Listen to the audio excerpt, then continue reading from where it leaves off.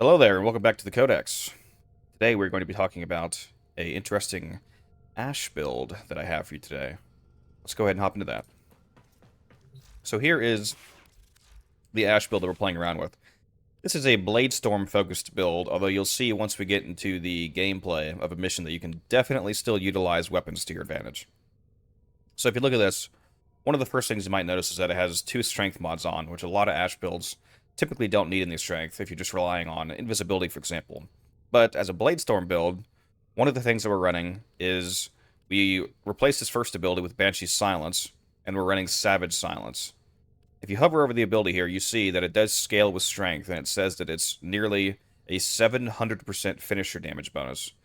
The kind of damage that Bladestorm does is, as it turns out, finisher damage. So this is a massive damage increase. A 700% damage increase means that this is currently making Bladestorm do 8 times as much damage, which you could make go even higher if you used Molt Augmented, for example, although we are using a different arcane, Arcane Fury, which is a 60% chance on critical hits, to give you 180% melee damage. And that does apply to Bladestorm. And let me put that back on, because I did not mean to click that off. So that's a good arcane for that. Now as for the rest of the mods here, one of the most arguably replaceable mods is Streamline.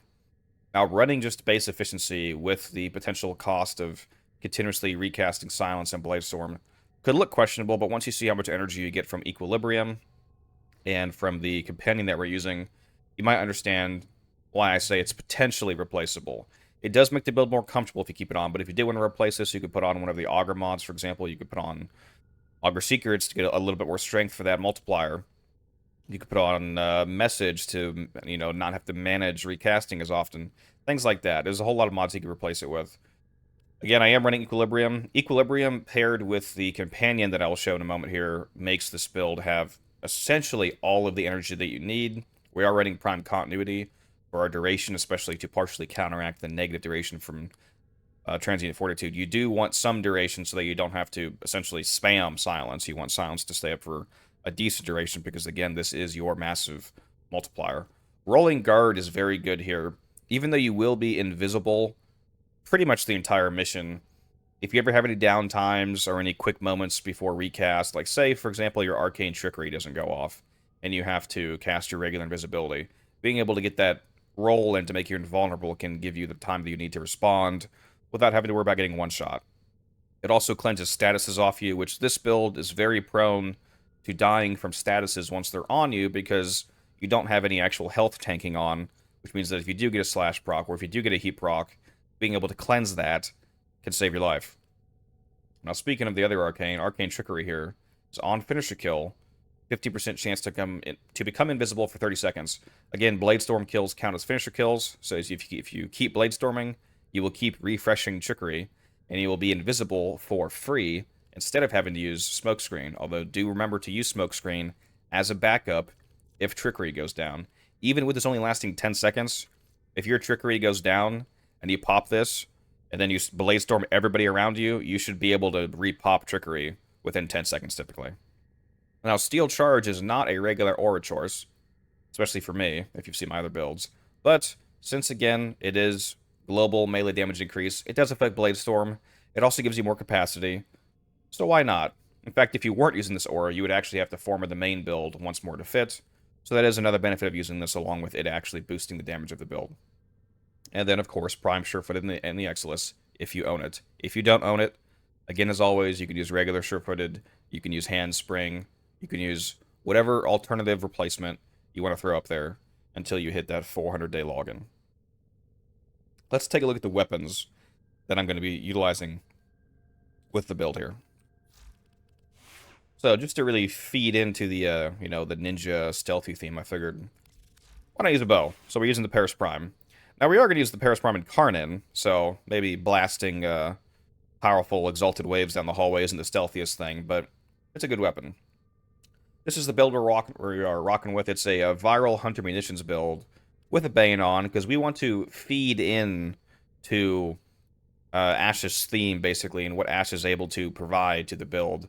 Because one thing that I didn't show, just in case you don't know, is his passive ability is slash status effects inflicted deal 25% increased damage, and they last 50% longer. So any source of slash that you have from your build is going to be very much boosted playing as Ash. So that's why this is a honey munition setup, to really take advantage of that. On a side note, I think it's really funny that this is able to be an excellent mod. It's just a Bishaj Ball mod, which adds 90% status chance. Typically something that has that kind of a direct DPS increase. Couldn't go in the Exilus slot, but there you go. There that is. So yeah, this is just essentially a viral honey munitions build. I am using double crit chance with critical delay and galvanized scope, because we're going to be going for headshots anyway. It's pretty easy with the exalted waves of the incarnate form, and then we pair that with deadhead. So it's going to be a lot of crit chance, going to be a lot of headshot damage, going to be a lot of slash procs. The secondary is not so much an actual weapon, but just a primer rather. We're using the Epitaph to do priming if need be, which again, once you see the companion, you won't need to use this a whole lot, but another benefit of running the Epitaph here is that I am running both Augur mods, Augur Pact and Augur Secrets, or Seeker, rather. This means that anytime you cast an ability, on top of the fact that you'll be invisible, you'll also have a little bit of a shield gate buffer because of this energy conversion into shields. So that'll give you a little bit of another defensive buffer aside from just the pure invisibility. And you also have the rolling guard on top of that. So that helps quite a bit. And then we have the Glaive Prime here. So we are using melee crescendo on the Glaive Prime. Anytime that you're playing as Ash, your melee should probably have melee crescendo on, because it's on finisher kill, you gain initial combo for the rest of your mission. And again, Blade Storm is finisher kills. So you are able to rapidly get up to max 12x combo and stay there permanently with melee crescendo. Keep in mind that this arcane, even if you don't have it max rank, you can still do this. Even if you just have one crescendo, it'll only take you 240 kills, which sounds like a lot. But if you're doing a mission of any amount of time, like a survival, for example, 240 kills is not going to take very long. And it only gets faster and faster as you rank this up. With a max rank crescendo, it's 6 initial combo hits per kill. So it only takes like 40, 45 kills, something like that. It's super quick. Now, since we're going to have from crescendo max combo, you don't need to run corrupt charge, because instead of needing to maintain a 2x combo from corrupt charge, you're going to have permanent 12x from crescendo, so that frees up a mod slot. So I'm running Blood Rush instead. Typically, corrupt charge goes here. I don't know why I keep right-clicking mods on accident. Take them off. Typically, corrupt charge goes here, but since we don't need that, you can throw on Blood Rush and get another 440% crit chance. So you're going to be hitting super juicy crits with this thing.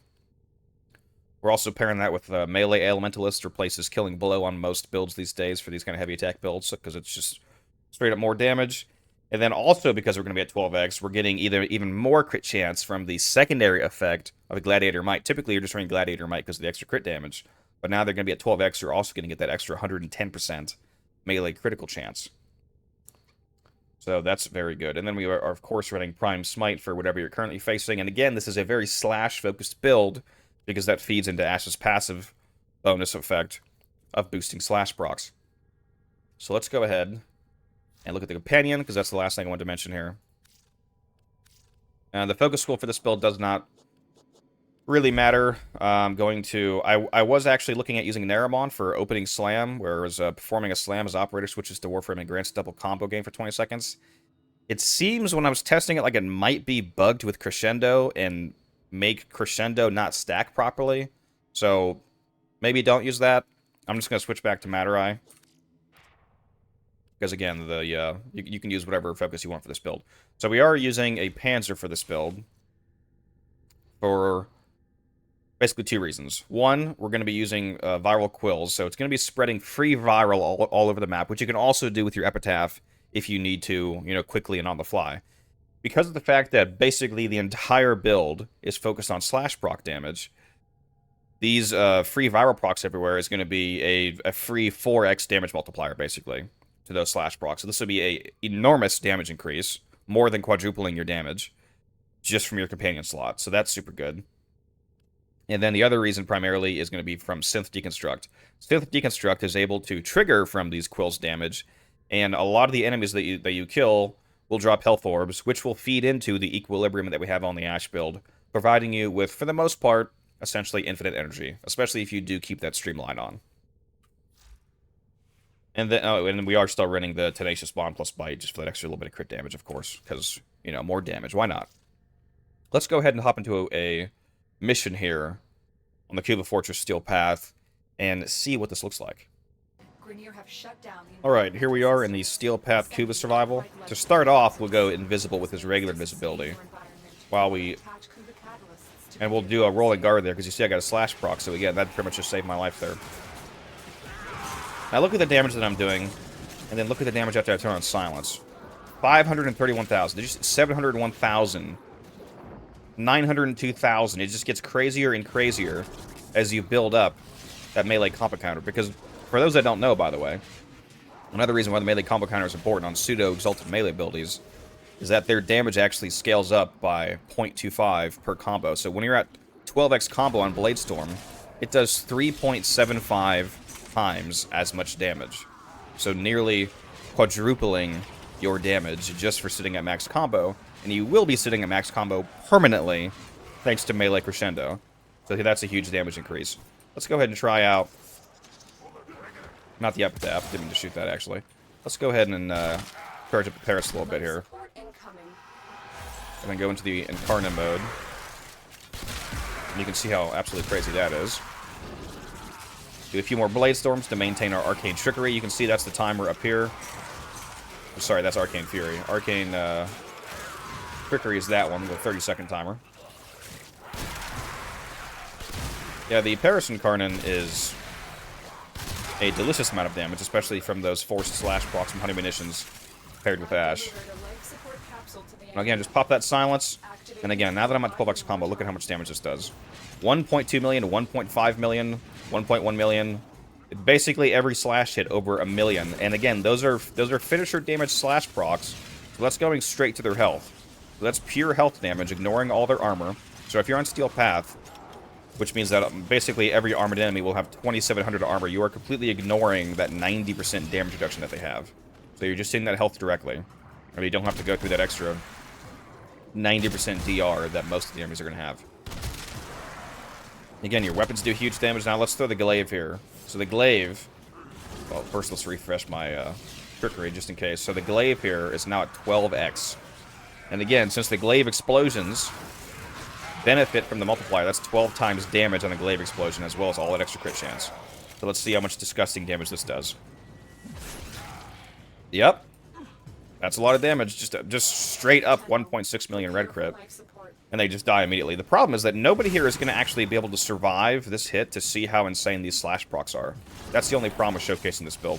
The slash procs that this thing would generate are so insanely powerful that you can't see it, because this build also boosts the upfront damage so much that everything just dies. Yeah, that's what happens when you take a 1.5 million red crit. Or 1.7 million red crit. Another life support capsule is now. Let's go ahead and turn that silence back on. And here's the Epitaph. So if you want to really boost up your damage immediately without needing the Panzer to hit them, you can just shoot your Panzer into a crowd here. Well, not the Panzer. You can shoot your Epitaph into a crowd here. Immediately apply a bunch of procs, a bunch of viral procs, for example. And then you hit them with that Blade Storm and they get that health damage multiplier. And then they take 1.5 million damage. And they die instantly. That's basically how this build works. You're immortal because you're invisible, and on top of your rolling guard, on top of your shield gating from the auger mods in your secondary.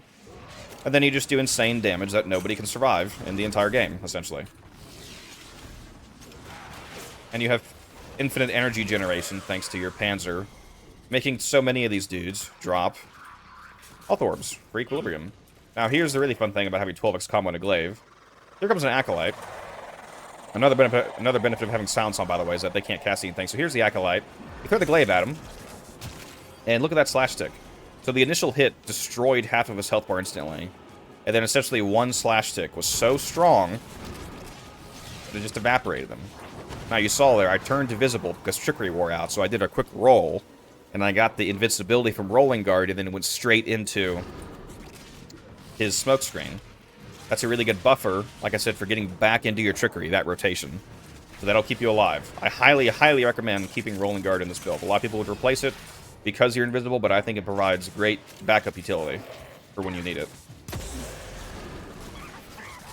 Now, typically, I would of course be killing faster than this just to keep air up, but I'm of course trying to showcase this build to you guys. Now, you saw there when I cast Smoke Screen, I get some shields back from that those 2 Augur mods in the secondary. Again, that also really helps if you become visible for trickery. Really good backup. Blade Storm, the initial cast, will also give you a little bit.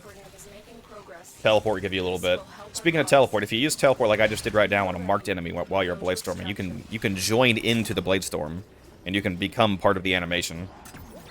Which, one, looks a little cool. You know, it looks pretty cool. Reminds me of the old Blade Storm. And it also, you know, slightly increases the damage of Blade Storm because now you're an extra person who's teleporting around taking part of it. So yeah, it's pretty simple.